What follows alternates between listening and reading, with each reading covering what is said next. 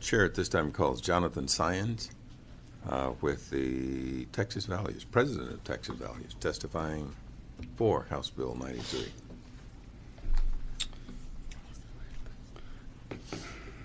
Good afternoon, Chairman Dutton, members of the committee. My name is Jonathan Saenz. I'm the president of Texas Values. I'm also a licensed attorney here in the state of Texas. Our organization for many years has worked with members of this committee and other committees and other members of the legislature to inform you and educate you about this issue of marriage, of divorce. I'm here in support of House Bill 93. I want to mention to you that we know that there's a constitutional right to marry, but there is no constitutional right to a divorce. So the legislature has an opportunity and well within its authority to decide how these issues should go. One of the things that was discussed earlier in testimony is the cost of divorce. One of your roles as legislatures is to look at policies, to look how it impacts the millions of people across our state. We've got over 80,000 divorces every year and 60,000 children that are part of those divorces. There's a study that came out a few years ago that showed that the cost of unwed childbearing and divorce across the country is $112 billion to our economy. For the state of Texas alone, it costs taxpayers $3 billion because of the impact of divorce. We hear a lot of talk in the legislature about, well, how does that impact the economy? How does that impact our tax dollars? There is no question that divorce is having a devastating impact on our economy. And you can understand why when you hear about some of the things that have been talked about in this hearing today.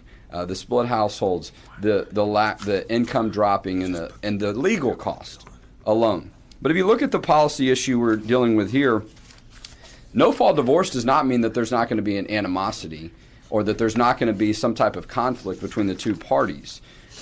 We see this, and when it comes up to issues of child custody, that you'll frequently see the two parties present evidence or there be discussion about who was so-called at fault in order to get an advantage or to have an impact on the decision. We know that parties are still going to discuss fault grounds. But you look at this issue from a contractual basis. And Representative Moody asked about, what if people don't want to be together, or what if someone doesn't care about the other individual? Should we force them to do that? Well, the role of the legislature and the court is not to say whether or not someone cares or loves about someone. They entered into an agreement together, and it took two to enter that agreement, and one being able to unilaterally get out of it sends a message that the relationship doesn't matter, and it does matter. I mean, think about the situation if it was a child. What if the mother of a child said, well, I don't love my child anymore. I don't want to be responsible for them. What if the father said that in the context of divorce? In the state, we still say whether you care about that child or not, you're going to pay child support. You have an obligation to that child. And I think that you see a similar standard here that's being ignored. Studies after studies show the value of marriage, and they also show economically and emotionally and many other ways the negative impact of divorce.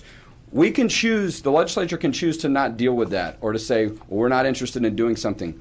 But there is a problem, and there are possible solutions. And I'm happy to take any questions. Thank you, Mr. Saenz. Okay. Are there any questions of Mr. Saenz, members? Not hearing any, Mr. Saenz. Thank you for being in. Thank you for your time. Testimony.